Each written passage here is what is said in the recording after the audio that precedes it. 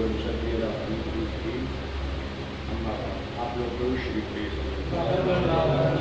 سیدنا مولانا محمد وعلى سيدنا مولانا محمد وعلى آله وصحبه يا رسول الله. دعوت درس قرآن کی برکتیں ہیں الحمدللہ. آپ میں خلوص ہونا چاہیے، سننے والوں میں بھی، سنانے والے میں بھی، اور جو اس سلسلے میں ہیں ان سب میں، تو انشاءاللہ کامیابی ہوگی اور کامیابی ہوتی چلی جائے گی. یہ سلسلہ دراز اس کا کوئی کنارہ نہیں ہے، آج پھر شروع ہوتا ہے. میں جو آیتیں پڑھ رہا ہوں اس کو آپ سنیں، اس کے بعد پھر میں اس کا ترجمہ کروں گا، اور ترجمے کے بعد میں جو تشریح ہے ہمارے بزرگوں نے ہمیں بتائی ہے انشاءاللہ العزیز میں اس کو بتاؤں گا. پہلے آیت قرآن شریف کی آیتیں سنیے آپ کو. لا يستطيعون نصرهم وهم لهم جند محضرون فلا يحزنك قولهم إنا نعلم ما يسرون وما يعلنون أولم ير الإنسان أنا خلقناه من نطفة فإذا هو خصيم مبين وضرب لنا مثلا فنسي خلقه قال من يحيي العظام وهي رميم قل يحييها الذي أنشأها أول مرة وهو بكل خلق عليم. آمنت بالله وصدق الله مولانا العظيم. ترجمہ سن لیجیے پہلے آپ. وہ ان کی مدد نہیں کر سکتے، وہ ان کے لشکر سب گرفتار حاضر ہیں، تو تم ان کی بات کا غم نہ کرو. بے شک ہم جانتے ہیں جو وہ چھپاتے ہیں اور وہ جو ظاہر کرتے ہیں. اور کیا آدمی نے نہ دیکھا کہ ہم نے اسے پانی کی بوند سے بنایا، جبھی وہ شریر جھگڑالو ہے اور ہمارے لیے کہاوت کہتا ہے اور اپنی پیدائش بھول گیا ہے. بولا ایسا کون ہے جو ہڈیوں کو زندہ کرے؟ جب وہ بالکل گل گئی بوسیدہ ہو تم فرماؤ کہ انہیں وہ زندہ کرے گا جس نے پہلی بار انہیں بنایا اور اسے ہر پیدائش کا علم ہے. میں نے آیت بھی پڑھ دی اور اس کے بعد اس کو ترجمہ کرتے ہیں، تو آپ کی سمجھ میں نہیں آیا ہے، میں سمجھ رہا ہوں، لیکن میں اس کو آسان کروں اپنی زبان میں، ہمارے عوام کی بول چال میں جو باتیں ہیں اس کو میں بتاتا ہوں، انشاءاللہ آپ کو سمجھ میں آئے. پہلے اس کا شان نزول سے لیجیے آپ. یہ کب نازل ہوئی ہے؟ یہ آیتیں جو میں نے چند پڑھی ہیں ان کے نازل ہونے کا سبب کیا ہے؟ پہلے آپ یہ سنتے ہیں، اس کے بعد آگے بڑھتے ہیں.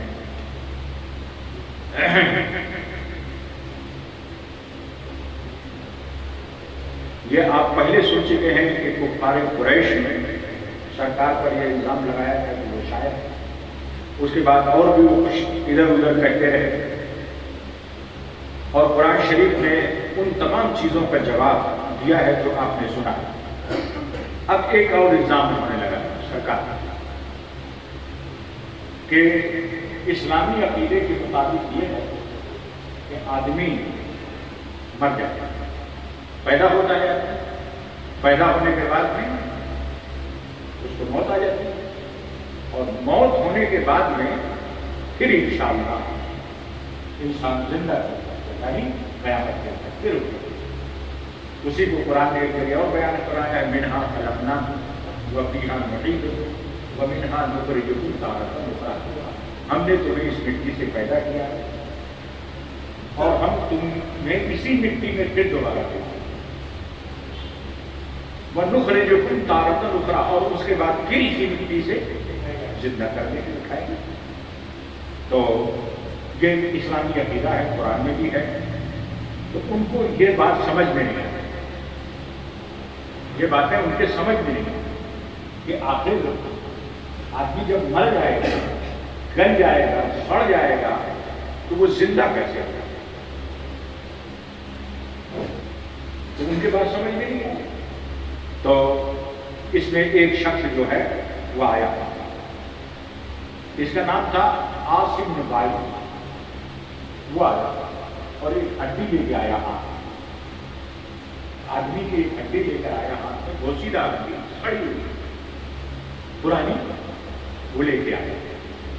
اور آنے کے بعد میں اس نے کہا ایسا ایسا اس نے مسئلہ، وہ ٹوٹ گئی کئی جگہ. اور اس کے بعد اس نے کہا کہ تمہارا یہ عقیدہ ہے، سرکار سے کہا کہ آپ کا یہ عقیدہ ہے کہ یہ ہڈی جو بالکل بوشیدہ ہو گئی ہے، جو ہمارے توڑنے سے ٹوٹ جاتی ہے، جس کا وجود ختم ہو گیا ہے، کیا یہ دوبارہ پھر زندہ ہو جائے گی؟ ایسا ممکن ہے؟ تو اللہ تبارک و تعالیٰ نے اپنے محبوب پاک علیہ الصلوۃ والسلام کے دربار پاک میں حضرت جبرائیل کو بھیجا اور اس کا جواب جو عاصم، حالانکہ وہ بولنے والا ایک ہی تھا لیکن یہ سب لوگ شامل تھے، سبھی کفار لوگ ہیں، بڑے بڑے جو تھے وہ سبھی شامل تھے. تو سارے لوگ جو ہیں وہ موجود تھے اور انہیں کی طرف سے یہ بات کہی گئی تھی. تو اللہ تبارک و تعالیٰ نے اپنے محبوب گرامی وقار علیہ الصلوۃ والسلام کے جانب سے کہ محبوب آپ خاموش ہیں، آپ مت بولیں، ان کا جواب آپ مت دیں، جو یہ اعتراض کر رہے ہیں اس کا جواب آپ مت دیں، میں اس کا جواب دیں. تو اللہ تبارک و تعالیٰ نے اپنے سوال تھا سرکار، لیکن سرکار کو منع کیا اور حضرت جبرائیل کو حکم ہوا کہ جبرائیل تم جاؤ اور میری آیتیں لے کے جاؤ اور یہ جواب میں خود دوں گا، اس جواب کا ذمہ دار میں خود ہوں. تو اللہ تبارک و تعالیٰ نے جبریل امین کے پاس جبریل امین کو بھیجا، وہ سرکار کے دربار میں حاضر ہوا. اس سے پہلے کہ وہ دربار برخاست ہوتا، اس سے پہلے کہ وہ لوگ وہاں سے جاتے، اس سے پہلے کہ کوئی ادھر سے ادھر ہوتا، سارا مجمع لگا ہوا ہے. مصطفیٰ تشریف فرما ہے، آقا رحمت صلی اللہ تعالی علیہ وسلم جواب کی تیاری میں کہ پھر حکم ہوا کہ نہیں ابھی رکو یا رسول اللہ. اور اس کے بعد شکر جبرائیل کے پروں کی آواز سنائی، 70,000 پر ہیں حضرت جبرائیل. آواز آئی، کوئی آ جبرائیل آئے، حضرت جبرائیل کے پروں کی آواز آئی، میرے مصطفیٰ پر وحی کی حالت تاری جیسا کہ ہمیشہ ہوتا ہے.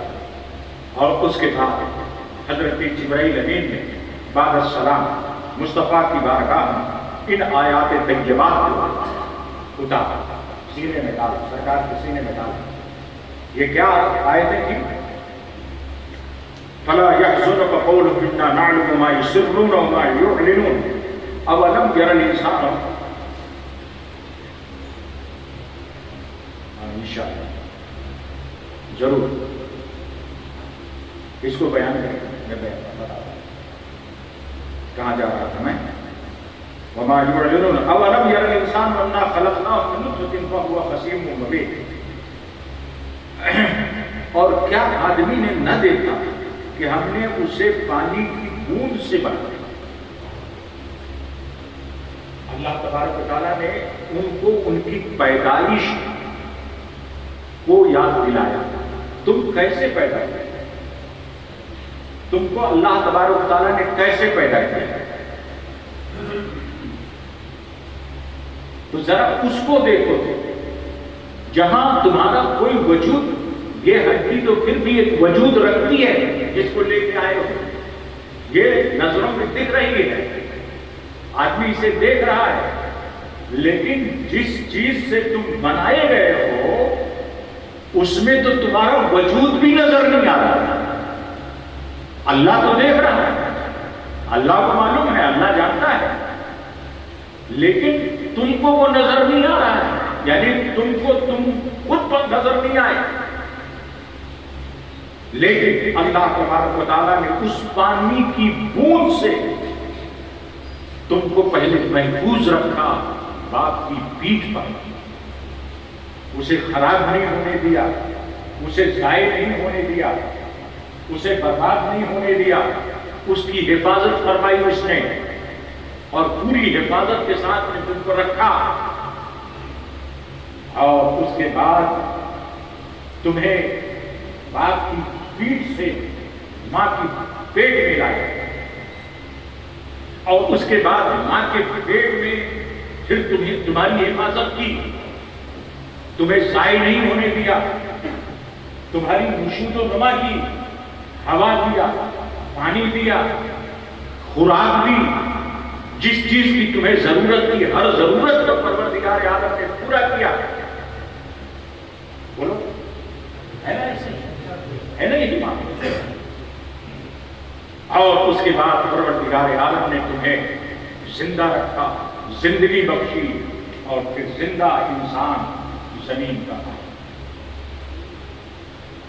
اور اس کے بعد پھر وہ مرحلہ، تم زندہ تو ضرور ہو لیکن تمہارا کوئی بس نہیں، تم بول نہیں سکتے، حرکت نہیں کر سکتے، چل نہیں سکتے، پکڑ نہیں سکتے، تمہارے اندر قوت نہیں، تمہارے اندر طاقت نہیں، تمہارے اندر کسی قسم کا کوئی دل و دماغ کے وہ نشود و نما نہیں، عقل نہیں، لیکن اس کے باوجود پروردگار عالم نے ذرا اس کی قدرتوں کا اندازہ لگاؤ کہ اس نے ایک انسانی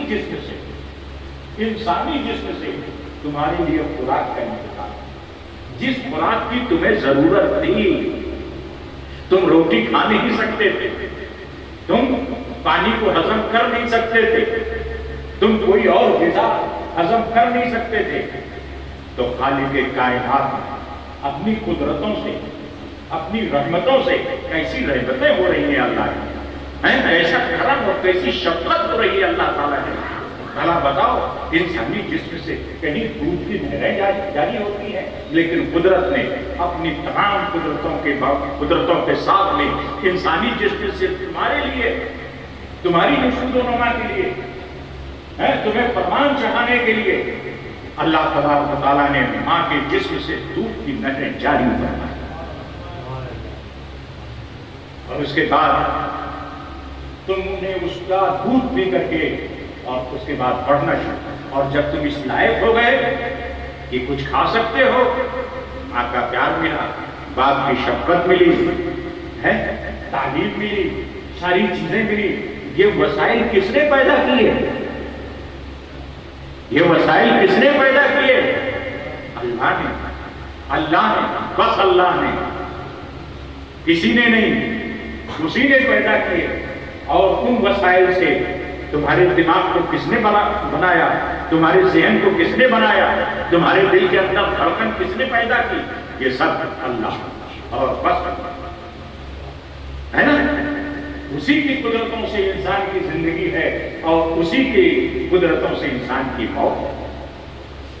اس کا انکار کرو گے تو تم اس ہڈی کی بات کر رہے ہو جو ہڈی دکھ رہی ہے، سامنے موجود ہے، تو جس نے تمہیں پہلے اتنی بے سر و سامانی کے باوجود پیدا کر دیا، جوان کر دیا دماغ، اور آج تم ہمیں پر اعتراض کرنے آ گئے، ہمیں سے بولنے آ گئے کہ یہ دوبارہ اٹھ سکتی ہے، تو جب پہلے وہ پیدا کر سکتا ہے تو دوبارہ بھی تمہیں بنا سکتا ہے۔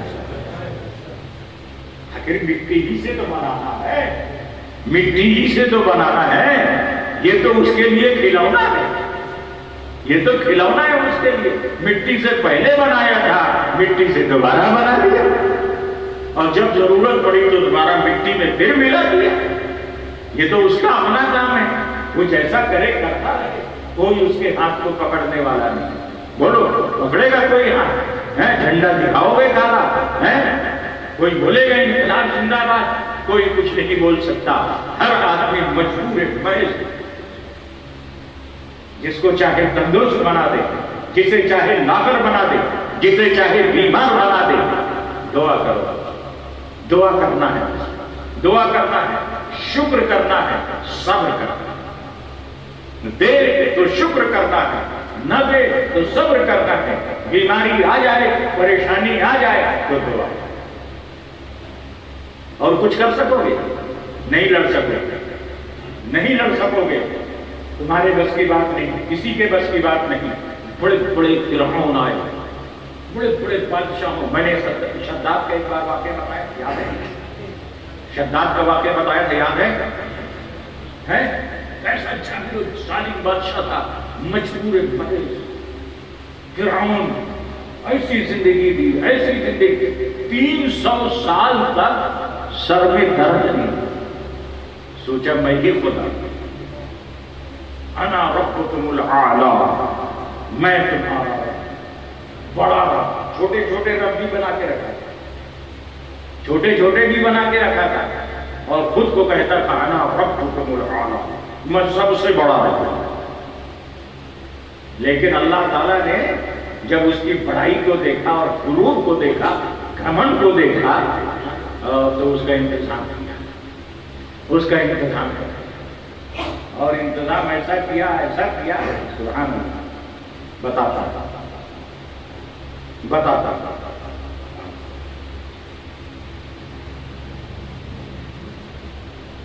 میں اپنے آقا صلی اللہ علیہ وسلم کی عظمت کے قربان، مصطفیٰ کی امانت کے قربان، جب میرے رسول نے ہجرت کی، مدینہ جب گئے، تو جس کی امانتیں آپ بہت مخالفت کرتے تھے اور اپنا روپیہ پیسہ انہی کے پاس رکھواتے تھے، ہمارا پیسہ آپ رکھ لیجیے، مخالفت کرو، لیکن آپ امین ہیں، آپ صادق ہیں، سچے ہیں، امانت دار ہیں، ہمارا پیسہ رکھیے، ہمارا یہ امانت رکھ لیجیے۔ جب جانے لگے آپ تو سب کو بلا کہا کہ تمہارا یہ رکھا یہ لے جاؤ، تمہارا یہ رکھا یہ لے جاؤ، سب کو دے دیا۔ جو کچھ بچ رہا تو حضرت علی سے کہا کہ میرے بستر پہ آرام سے سوئیے آپ، میں جا رہا ہوں، صبح لوگ امانت اپنی اپنی لینے آئیں گے، سب کو دے دیں۔ حضرت موسیٰ علیہ السلام نے کو حکم ہوا کہ یہاں سے نکل جاؤ، بہت ظلم کر رہا ہے فرعون، بہت ظلم کر رہا ہے تمہارے اوپر، تمہاری قوم کے اوپر، نکل جاؤ۔ تو جب یہ جانے لگے، ان کا پلان بن گیا پورا، تو ان کی عورتیں جو ہے فرعونیوں کے گھروں میں گئیں، اور جانے کے بعد کہا ہمیں ایک مہمانی میں جانا ہے، ایک دعوت میں جانا ہے، اپنے زیورات دے دو، کچھ پیسے دے دو، کچھ چاندی سونا دے دو، اور سب لے کے نکل گئے، سب لے کے نکل لیے، چلے گئے سب، لیکن مالک موسی یہ ظاہر آتے، ان خبیثوں نے بھی انہی سے لوٹا، بڑی مشقتیں دی تھی، مزدوریاں کروائی تھی، سزائیں دی تھی، پیسہ نہیں دیتے تھے، تو یہ بھی اس کا مطلب دراصل یہ لمبی بحث ہے، جو کبھی ضرورت پڑی تو میں بتاؤں۔ وہ چلے گئے، اور جب دریائے نیل پر پہنچے اور ادھر فرعون کو پتہ چل گیا کہ یہ تو چلے گئے سب اپنا پورا محلہ لے کر، تو وہ بھی اپنی فوج کو لے کر کے حضرت موسیٰ کے پیچھے دوڑا، ادھر دریا ادھر فوج، بیچ میں موسیٰ اور اس کی امت، آپ نے چاروں طرف دیکھا، بچنے کا کوئی راستہ نہیں، تو اللہ سے کہا کہ مالک اب کیا کروں، تیرے حکم سے میں نے کیا کہتے ہیں کہ ہجرت کی ہے، اب مجھے تو بچنے کا کوئی راستہ نظر نہیں آ رہا ہے، ایسا کروں؟ تو کہا نہ کرا، ندائی آواز آئی اللہ کی طرف سے، مایوس مت ہو، یہ جو ڈنڈا ہے نا آپ کا، ڈنڈا کراماتی ڈنڈا، معجزاتی ڈنڈا، جو کبھی سانپ بن جاتا ہے، کبھی نیٹ بن جاتا ہے، کبھی کچھ بن جاتا ہے، اس ڈنڈے کو مارو، سمندر میں مارو، ابھی انتظام ہو جائے۔ تو انہوں نے ایک ڈنڈا مارا، کیا کہتے ہیں، سمندر میں، پانی میں، جیسی ہی ڈنڈا مارا تو راستہ ہوا، پانی کی دیوار ادھر کھڑی ہو گئی، ایک دیوار ادھر کھڑی ہو گئی، بیچ میں سڑک بن گئی، اور وہ بھی سوکھی سڑک، آرام سے آدمی نکلے۔ واہ ہی قدرت خدا، واہ رے میرے مالک، کتنا کارساز ہو، چلو راستہ بن گیا، سڑک بن گئی، چلو چل گئی، جب چلے گئے تو پھر ہم بھی آئے. فرعون آیا کہ بنا بنایا راستہ ہے, یہ بھی کود گیا, اپنی پوری فوج کو بھی بجھا دیا. جب 20 دریا میں فرعون پہنچا تو موسیٰ علیہ السلام پار ہو رہے تھے, کنارے لگ رہے تھے, اور ان کی قوم کنارے مطلب چڑھ رہی تھی, اوپر چڑھ رہی. اور یہ بیچارہ جو تھا خدا بنا ہوا تھا, جو انا ربکم الاعلی کا دعویٰ کرتا تھا, یہ بیچوں بیچ سمندر تک پہنچ گیا. جب وہ سب نکل گئے خیریت کے ساتھ, تو اللہ نے کہا سمندر کو کہ اب ضرورت نہیں, اب ضرورت نہیں ہے, اب صحیح ہو جائے, جیسا پہلے تھا ویسے ہی ہو جائے. تو وہ پھر ویسے ہی ہو گیا. اب وہ ڈوبنے لگے. سب تو ڈوب گئے, لیکن جو زیادہ بڑی گردن والا ہوتا ہے وہ جلدی مرتا نہیں. یہ بھی یاد آ گیا. یہ اوپر آئے پھر نیچے جائے, اوپر آئے پھر نیچے جائے. حضرت ملکہ موت آ رہے تھے, اس کو پکڑے پھر چھوٹے, پکڑے پھر چھوٹے. تو ایسی ہوتا تھا تھوڑی دیر تک. کہا آج تو تم بچ نہیں سکتے. اب ایک بات کرو, اگر ہو سکتا ہے تو بلاؤ اپنی فوج کو, بچا لے مجھ سے. کوئی بچا نہیں سکتا, نہ فوج بچا سکتی ہے, نہ کوئی ہتھیار بچا سکتا ہے, نہ کوئی ترکیب بچا سکتی ہے, نہ کوئی کچھ نہیں ہو سکتا. بس ایک ہی ہوگا جو وہ چاہے. غرق ہو گیا فرعون, پانی میں غرق ہوا تھا. پانی میں, پانی رحمت ہے, لیکن پانی سے اٹھا کے اللہ نے آگ میں ڈالا. حضرت ابراہیم علیہ السلام کو لوگوں نے بظاہر آگ میں ڈالا تھا, دہکتے ہوئے شوروں میں ڈالا تھا.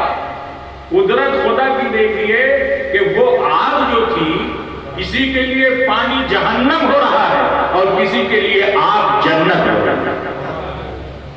آ جاؤ اس کی پناہ میں, آ جاؤ, آ جاؤ اس کی پناہ میں, آ جاؤ. جو اس کی پناہ میں آ جائے گا تو وہ کہیں بھی مرے گا مگر جنت میں جائے گا. چاہے پانی میں مرے, چاہے آگ میں مرے, چاہے شوروں میں مرے, چاہے کہیں بھی مرے, ہے نا.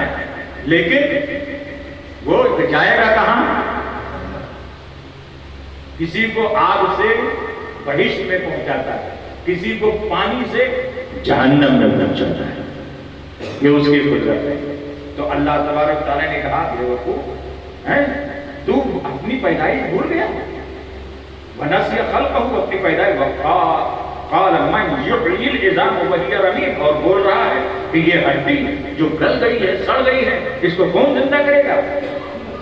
قل, اے محبوب آپ کہیے ان سے, یحییھا اللہ الذی انشأھا اول مرۃ, اسے وہی زندہ کرے گا جس نے پہلی مرتبہ اسے پیدا کیا,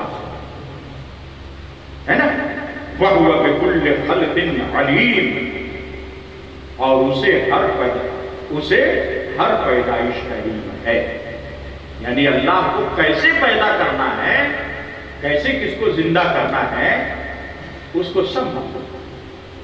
تو اس ہڈی کو کیسے پیدا کرے گا اسے معلوم ہے, تجھے معلوم ہے. تو اپنی کوتاہ عقل کے ساتھ یہاں پر. تو دیکھو یہ مخدوم صاحب کی بات کرنا تھا تو ہو تو نہیں پائی, اس کے لیے میں معذرت چاہتا ہوں, لیکن ہوگی ضرور, ہوگی ضرور. یہ یاد رکھنا اچھی طرح, جس کو چھوڑنا ہی نہیں ہے کسی حال میں مجھے. اور میں آج باقاعدہ سرکار کے دربار میں حاضر ہوا تھا, مخدوم صاحب کے, ہے نا, حاضر ہوا تھا, مطلب تصورات, دنیا خیالات ان کے دربار میں. یہ جو کیا کہتے ہیں خیالات کی دنیا ہے نا, یہ بہت جلدی پہنچ جائے. اس کو ریل گاڑی کی ضرورت نہیں پڑتی. آنکھوں کو بند کرتے ہیں دیدار کے لیے, آنکھ بند کی اور پہنچ گئے ان کے دربار میں. تو انشاءاللہ ہوگی یہ بات. تو ضرور ان کا فیضان جاری ہے اور انشاءاللہ جاری رہے گا، اور ان کی نظر آج بھی ہے، کل بھی تھی اور آئندہ بھی رہے گی۔ سمجھ رہے ہو میری بات؟ بھائی آئے ہی وہ ہندوستانیوں کی حفاظت کے لیے، ورنہ وہاں کیا کرنی تھی ان کے پاس؟ جہاں سے وہ آئے تھے وہاں کس چیز کی کمی تھی ان کے پاس؟ کیا نہیں تھا ان کے پاس؟ بتاؤ بھائی، سب کچھ تھا، لیکن سب کو ٹھوکر مار دی، لاٹ مار ایسا کر دیا، سب کو ٹھوکر مار دی، اور اس کے بعد چل کھڑے ہوئے، شاہی لباس اتار دیا، سب کچھ اتار دیا، گدڑی پہن لی، فقیروں کا انداز اختیار کر لیا، کمبل گلے پہ ڈال لیا، چلے خرامہ خرامہ۔ سرکار کہاں جائیں گے؟ مدینہ چلے جائیے۔ سرکار کہاں جائیں گے؟ مکہ چلے جائیے، اتنے اچھے شہر ہیں وہاں چلے جائیے، ان شہروں سے اچھا کوئی شہر ہے دنیا میں نہیں ہے، لہذا مکہ چلے جائیے سرکار، مدینہ چلے جائیے، اچھا بیت المقدس چلے جائیے سرکار، اچھا اور کوئی اچھی جگہ ہے وہاں چلے جائیے سرکار، یمن چلے جائیے جہاں کے لیے حضور نے دعا کی ہے، شام چلے جائیے سرکار، حضور نے ان کے وہاں کے لیے دعا کی ہے، چلے جائیے سرکار۔